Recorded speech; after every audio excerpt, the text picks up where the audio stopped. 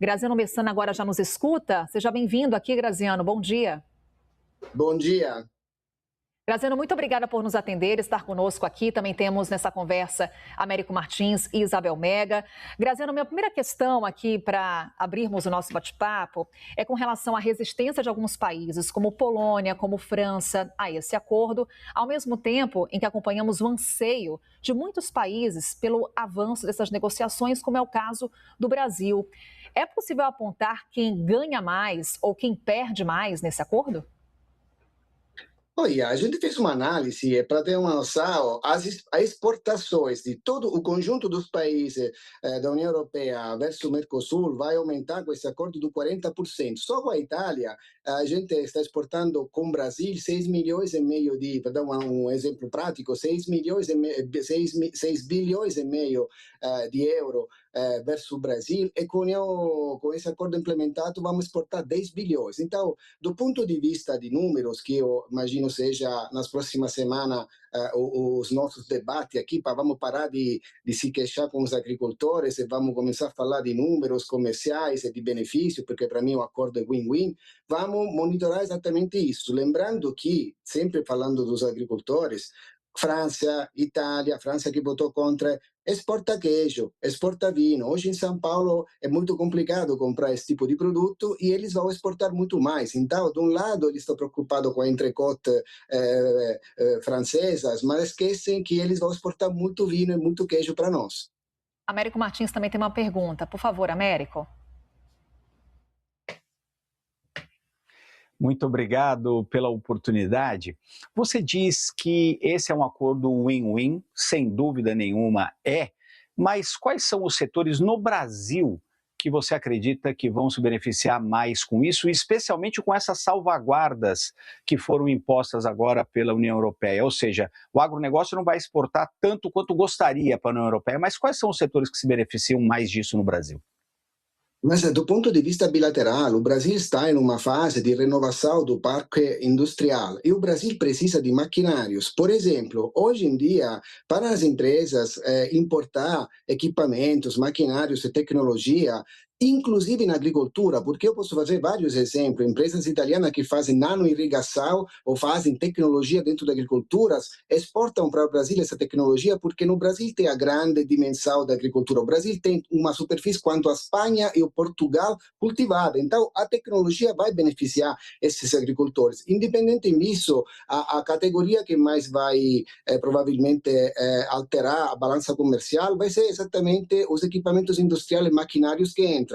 Os agricultores brasileiros, produtos brasileiros, vão continuar sendo exportados, mas o Brasil tem uma amplitude de país para que vender as commodities. O Brasil é um produtor de commodities e tem a guerra no mundo para quem quer comer o produto alimentar. Então, isso aqui, o acordo não é, do meu ponto de vista, não tem que se analisar exclusivamente nesse fluxo das matérias agrícolas, mas muito mais amplo, farmacêutica, tecnologia, equipamentos industriais. É isso que eu acho que gostaria enfatizar. Temos também Isabel Mega, Graziano, com uma pergunta para você, Isabel. Obrigada, Carol. Bom dia, Graziano. Bom dia ao Américo também, que eu fui mal educada. Entrei aqui, não dei bom dia para o Américo. Graziano, queria que você ajudasse a gente a entender quais devem ser os efeitos esperados para a nossa economia. Em quanto tempo a gente pode sentir esses efeitos? Em termos de PIB, o que dá para a gente entender de impacto, de estímulo também para os diversos setores brasileiros? Muito obrigado, Isabel, pela pergunta. Eu também esqueci de dar um bom dia a todos que acompanham o programa da CNN. Só cumprimentei a Carol. É o seguinte, na verdade, no Brasil, primeiro que em 10 anos vai ser gradual a implementação da redução das tarefas de importação. Então, é claro que, lembrando que cada estado ainda tem que votar internamente, e só depois que o acordo vai começar a se implementar, porque não é que a votação do Coreper de hoje vai resolver nada, simplesmente vai dizer a Ursula von der Leyen de poder assinar o acordo, ela vai voar nos próximos dias e vai assinar o acordo, mas só depois que os estados vão ratificar internamente, vai ter essa outra etapa e o acordo começa a produzir os efeitos. Uma vez que vai começar a produzir os efeitos, gradualmente em 10 anos, os setores vão se beneficiando e a gente vai monitorando os benefícios econômicos.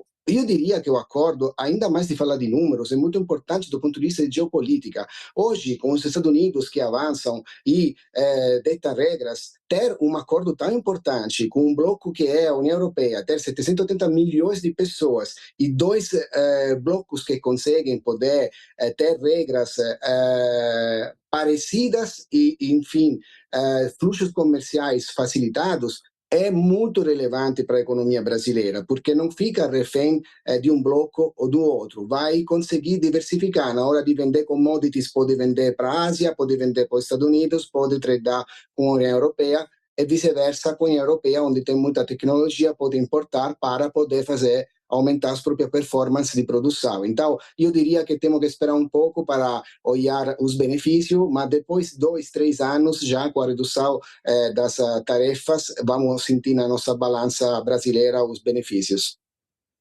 Graziano, também quem chega aqui na nossa programação é o Danilo Moliterno. Ele está, nesse momento, acompanhando, inclusive, já reações que podemos ter no mercado financeiro, já acompanhando as primeiras manifestações, e chega aqui com uma pergunta para você. Por favor, Danilo.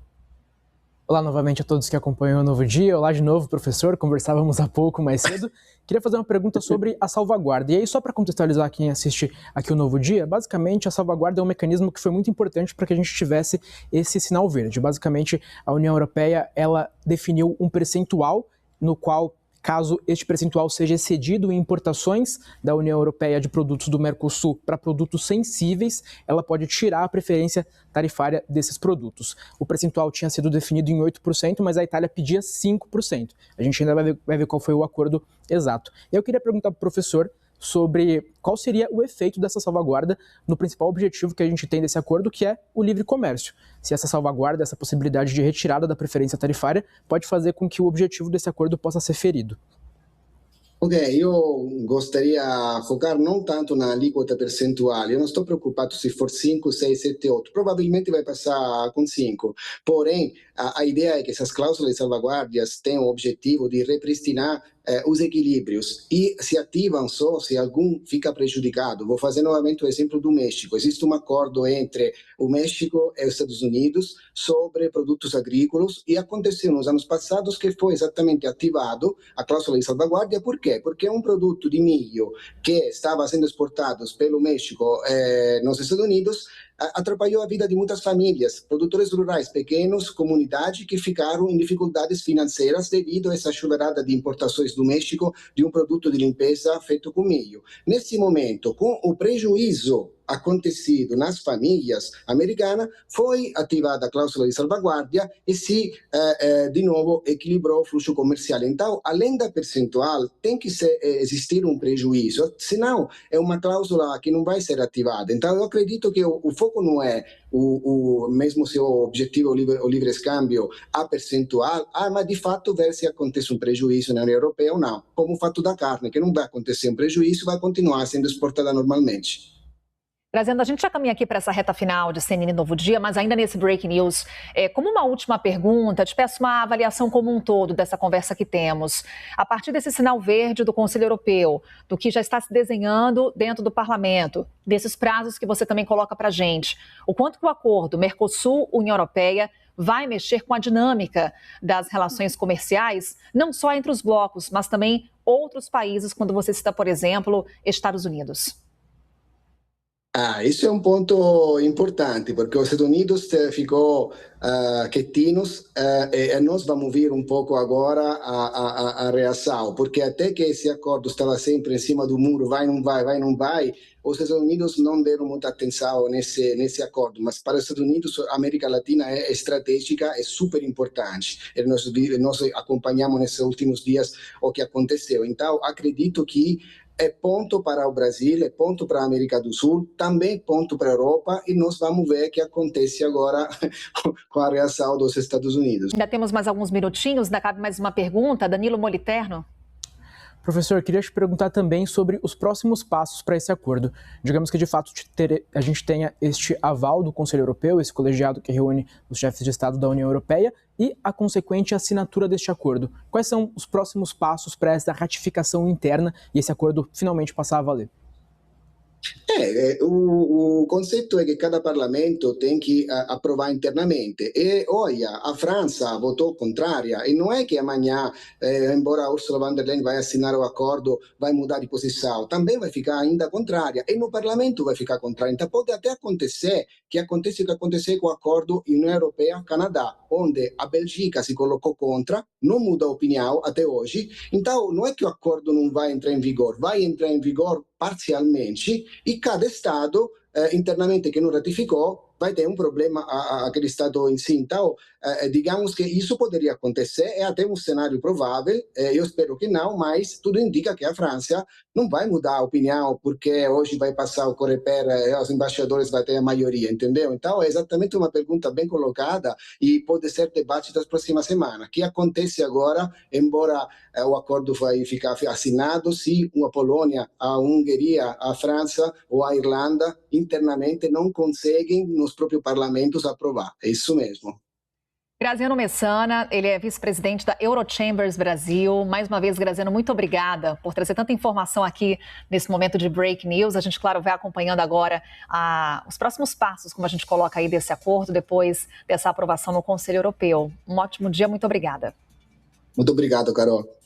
É que a gente segue em break news na